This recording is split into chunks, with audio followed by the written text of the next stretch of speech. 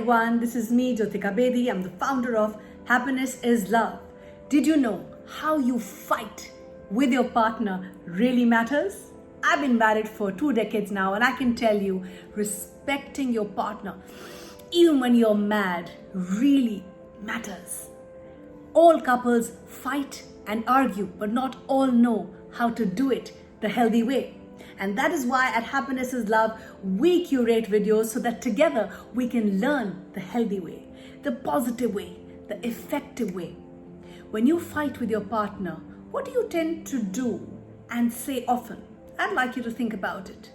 Well, extensive research has been done by Dr. John Gottman, and he says that he found different styles of conflicts that are clear signs of deterioration in a relationship to a point of destruction. And I would like to share a few red flags that might predict divorce from his findings. So number 1, do you find yourself criticizing your partner a lot? Criticism is like a poisonous dart thrown in the heart of your partner. When you criticize, you use the force of your anger to strike your partner instead of really solving the problem. That is why criticism feels like a personal attack to your partner. Here are some examples that I thought of, some critical statements, and I've been guilty of the same, that are usually said without a conscious wish to hurt. For example, you're not a man or a woman if you ... You never listen to me. You never help around the house. It makes him mad. You don't care about us. You are so selfish. You are so toxic. You are just disgusting. Do you often find yourself expressing disgust? Gottman has found that when one or both partners show too much contempt in the form of, let's say, disgust or disrespect or just being mean on purpose, just by name calling or mocking or constantly being sarcastic or shaming this or using this kind of communication, it's really a way to lose any meaningful connection with our partner. It is also a number 1 predictor of divorce, he said, because contempt is the most poisonous of all relationship killers. Let's understand that. It destroys psychological, emotional, and even physical health. Dr. Gottman says contempt is like sulfuric acid for love. And here are a few examples that he stated. You are pathetic. It's like talking to a child. Don't be an imbecile. Do you also become defensive easily? Defensiveness is what you do when your partner criticizes you. It's your natural reaction to fend off an attack. The tricky part about defensiveness is that it feels justified. When you are defensive, you deny your partner accusations, justify your actions, your words, and turn the table on them by accusing them instead. If your partner asked you why you were late to, let's say, an agreed upon dinner time, you might say something like, "Stop nagging me all the time. I was at work, for God's sake, providing for this damn dinner, by the way. You knew I was going to be late. Why didn't you just move the dinner?" Do you withdraw? Some people attempt to defend themselves when accused or criticized for a short while, but then they naturally withdraw. This is a response that Gottman calls stonewalling. This reaction is a sign of psychological flooding when responding verbally, especially calmly and rationally, becomes almost impossible due to the state of the nervous system that's on fight or flight mode at that point. This feels like purposeful ignoring your partner, which often makes them feel angrier and more resentful. So the fight then escalates to the point when all involved feel bitter, rejected, unseen, unheard, and hurt.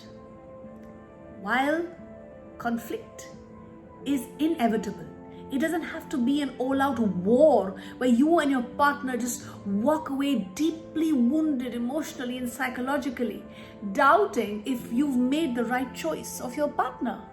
We can analyze your painful conflict style with you. We at Happiness is Love, this is the work that we do, that we help you understand what is not working for you and why. And we want to support you in learning effective, healthy, positive patterns of communication so that you feel more heard, you feel more understood, you feel more valued, you feel more seen, and you feel more respected.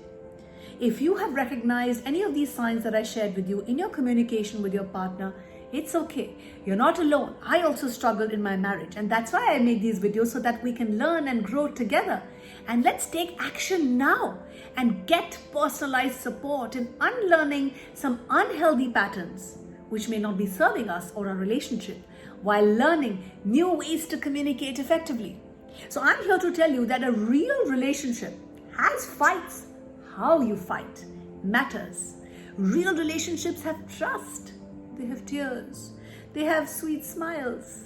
They have genuine laughter. They have snorts of joy. They have weird, silly, unnecessary arguments. There's patience. There is communication. And most importantly, there is love. And when it comes to relationship, I know it is tricky at times, and I have faced it too, and I still do. I'm still work and learn. But it doesn't mean that it has to be emotionally distressing for all of us. Couples can disagree, yes. Even fight while still showing compassion and respect for each other. And this is what all psychologists are saying.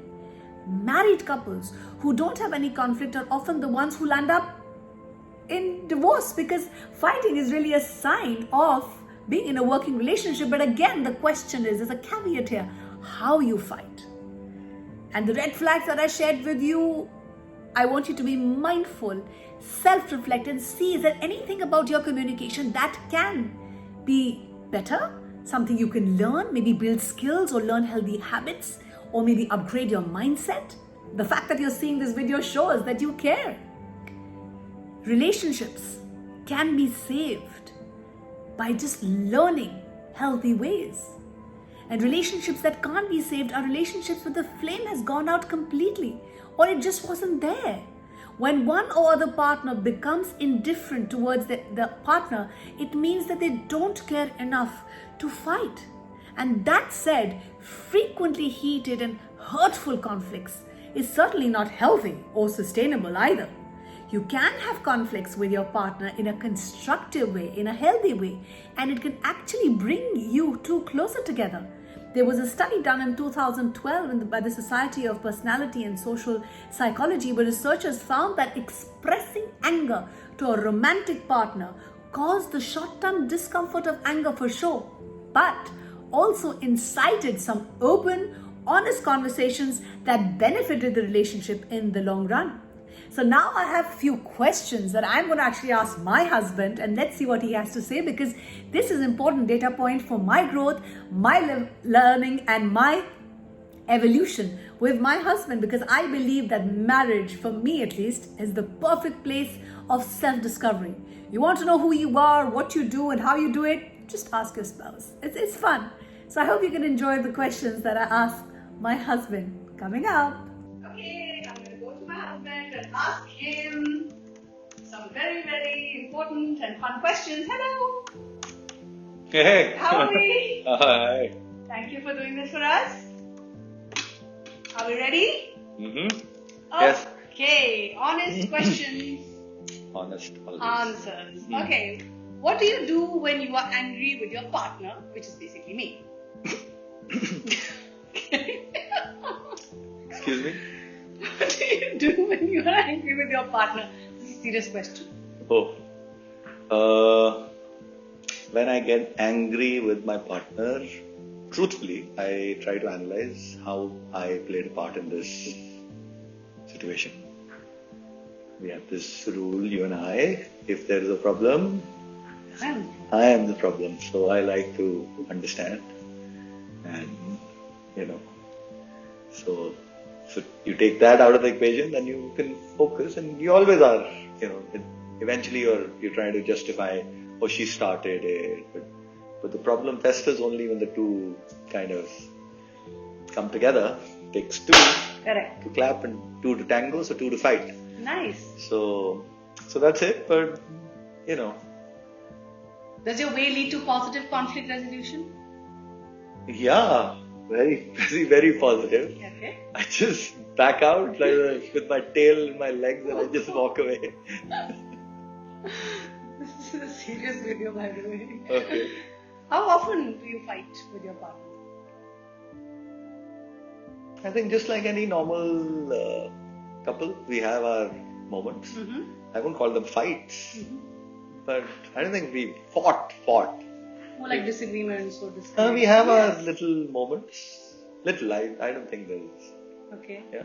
You're trying to put me in a spot, are you? Not at all. Just want you to be absolutely candid and just want you to be honest. For everyone watching, be careful with these questions. Have you ever spoken to your spouse about how they feel about how you both fight? Of course, all the time. Okay. Yeah. Okay. Have you ever shared with your partner how you feel about how you both fight? Have you had that honest conversation? Can I ask you that question? Have I? Yes. Okay. I have. Yes, I have. Wonderful. Do you think you know how to fight respectfully? This is what this video is all about. Oh, 100%. I dare not cross my boundaries. You know, I've been. But you're making me sound like. I know, everybody can relate to that. But yes, 100%. Yeah, we can have. Again, you know, calling it a fight is I think, bit of a extreme way to label it. I mean, disagreements. So And this if they're video is done. about how you fight matters and respecting your partner even when you're mad really matters. Okay. So that doesn't mean that even when I'm mad, as in I'm mad all the time. And Not at all. We all have our moments. okay. And all couples fight and No, I didn't mean it like that. Yeah, sure. Yeah, okay. So this is primarily about helping couples learn. I know, so better if way, there is healthier respect, way. Yes. then in respect, I mean, like, let me just flip it. People feel angry with their teachers, with their bosses. But there are better ways to handle those situations, right? They don't go on screaming and shouting and hitting each other, right? Right. It's a similar thing. There, in here, it's self-restraint. You just have to bring it that this is the most, powerful and the most important relationship in my life. I want to do this right, rather than making it, power play. Because end of the day, there's no outs here. Correct. You've got to kind of make up. Right. So just once you have that realization, then the solutions come through. Thank you so much for demonstrating whatever you're saying is true because you walk your walk and you walk your talk. Appreciate your time. Thank you. Love you. Thank you. So I hope you had fun hearing my husband share his unedited thoughts and feelings, and this is great learning for me. I'm extremely grateful to him, and this is what I encourage couples to do, to seek active feedback from one another, because this is where the magic really happens. This is where true growth happens, when you learn and you are open to that learning, where your partner shares things. Of course, it has to be given in a positive and constructive way, but there is merit in what they are saying, and it's very important to have our listening ears on so that we can be our bestest, grandest selves in our relationship. So if you want to navigate conflict with your partner in a more healthy, more productive or constructive way, keep these few things in mind during your next argument so that you can maintain, most importantly, respect. Number one, be curious about your fights. This is something that I do, and that's why it's helped me. Couples need to pinpoint what triggers their repetitive fight and try out ways to compromise instead of allowing the conflict to keep erupting. We need to partner with one another. It's not you versus me, it's you working with me so that we can partner against these patterns or these unhealthy cycles. Rather than following the same old script, notice that you fight when one person gets home and suggests a new way around that.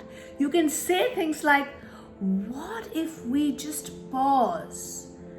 Or you can just say in the middle of a fight, you can say this, I do this, say hello or a kiss. Give it 15 minutes and come back together. Believe me, it is very, very powerful, very, very effective. Second, set a time for conflict. This again is very, very effective. Despite having even the most open lines of communication, conflicts are still bound to happen. Conflicts are a normal, healthy part of our relationship. And they are important because it's really the greatest opportunity for your personal growth and development. And it really helps the relationship thrive.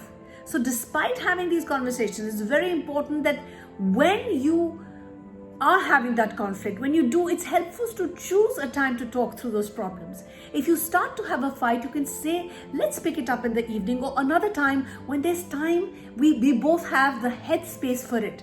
Because again, it's very important. You might be having a tough day, or your partner might be having a tough day. You might be feeling swamped or tired or hungry or hangry. So it's very important to set aside time when both of you allow yourself the space to rest, to reflect, and then regroup, and then prepare for whatever argument that's coming your way or disagreement that's coming your way. We can think about the best way to communicate our feelings in a calmer, in a more rational way, by instead of just avoiding that instinct of being accusatory. And I'm guilty of the same. So most of the times things are said out of impulse in the heat of the moment, but the words stay with us. So very, very important to call a timeout if you or your partner really needs one. During an argument, it is common, and I've noticed this in my marriage, if one or both partners, let's say, enter the fight or flight or freeze mode. Humans enter one of these modes when they think that they may be in danger. It's normal. Fight or flight refers to when stress hormones activate to give people more energy to either fight the stressor or run away from the situation or the stressor. And the freezer mode occurs when a person simply does not react at all, in hopes that the stressor loses interest in the fight. When a couple is in this precarious zone, problem solving is highly unlikely because each person is solely focused on reacting to the perceived threat that they feel from their partner. And this happens to me all the time. And if only one person is in the fight, flight or freeze mode while the other is trying to resolve the issue, it can frustrate both people and escalate the fight. So you can frame a timeout in a way that doesn't make your partner feel like you're simply walking away. Perhaps what you can say is, okay, I want to have this conversation. I need like 10 minutes to just calm myself down. I love you. I'm not going anywhere. We're going to come back to this. We're going to figure it out. This is a very, very healthy and positive way. And believe me, with practice, you can achieve this. And this is what I practice in my marriage. When returning to the discussion after the brief timeout, both people, you will notice, are in a better place to make real progress. I could even say things like, I say these things that I'm feeling a little reactive right now. I'm feeling uncomfortable. I need to go for a walk. I need to just sit with myself and center myself, and I will come back. This is so important because, again, reconciliation time is very, very important. How long you take to come back, that is what is going to create the magic. So conflict resolution, reconciliation time, and we made many videos around it, and I would urge you to see them. It is so important. The timing is very, very critical. Next, make requests instead of complaints. Is there anything about your communication that needs work? Is your communication style commanding, demanding, dictating, or maybe ordering? Yeah, it's time to change it. Fight often starts with the same word. Believe me, it happened in my marriage for 10 years where I would say things like, you always do this, or you never do that. Rather than asking your partner to do something that I'd like him to do, like let's say cleaning up around the house or maybe helping children with their homework, I would just jump to making accusations. And this was very, very unhelpful. You're not getting what you want because of how you're asking it. It's really that simple. It's easier for people to ask their partner why they never do something than it is simply to request them what to do. And this is something that I'm guilty of because I taught myself. I learned the healthy way. Saying something like, I'm not feeling great. I'm stressed about the way my house looks right now. Would you mind picking up some stuff? Is more direct and respectful than putting your loved ones down for his or her failure to really meet your need. It's also more likely to result in your partner completing the task because you have communicated with respect. You have communicated with awareness. And it's very, very important that we have that we have the awareness that I can be a better communicator, and if I need to improve or better my communication for the health of my relationship, it's really the greatest gift that I'm giving myself, because by the end of the day, it's giving me peace and happiness. Another tool that I would like to share with you and has helped my marriage flourish is to listen and ask your partner for clarification. This is so important. When the time comes to really sit down and talk about solving conflicts, the most important thing couples can do is just listen without interruption. This can be more challenging than it seems. I'm here to tell you it's not easy, but it's worth it. If your loved one says he or she doesn't feel heard, for example, you should still listen until your partner is finished speaking. Then ask for clarification if there's something you don't quite understand. Asking questions for clarification is one of the most powerful ways of communicating. Asking what makes you feel that I'm not listening is a much more tactful way to address your partner's complaint than simply saying things like, well, I'm listening, so you should feel heard. Making sure you're making eye contact and positioning your body towards your partner when he or she is speaking is also a signal. This is a non-verbal signal that you're listening. These very, very small adjustments can prevent countless fight down the road. Believe me, I talk to so many individuals and so many couples. It's really that simple. Just listen to really understand. And of course, during any fight, insults and insults and character assassinations should be completely avoided at all costs. I'm guilty of the same, like I said, but again, we are learning the healthy way. Once it gets to a point where there's name calling and things like that, the discussion should just stop. It's not going to go anywhere. Couples can come back to the conversation when both parties have had the time to cool down. Last, learn the right way to apologize to your partner. Just as people have different love languages, we have different apology languages too. It's not enough to recognize that you hurt your loved one or you owe them an apology. You have to know them enough to tailor your apology to their needs. Some people want big gestures and some people just want, I'm really sorry I hurt your feelings and I will take steps not to do that again. This process of figuring out is what makes your relationship meaningful. I hope this video was useful to you. If you're struggling with any aspects of your life, whether it is yourself, maybe you need to better a relationship with yourself or with your partner, we are here for you. We at Happiness is Love believe that together we are stronger. Together we will build ourselves, each other, and a better tomorrow. Until then, keep smiling, keep shining, keep inspiring. Thank you for all the love and all the encouragement that you shower on us.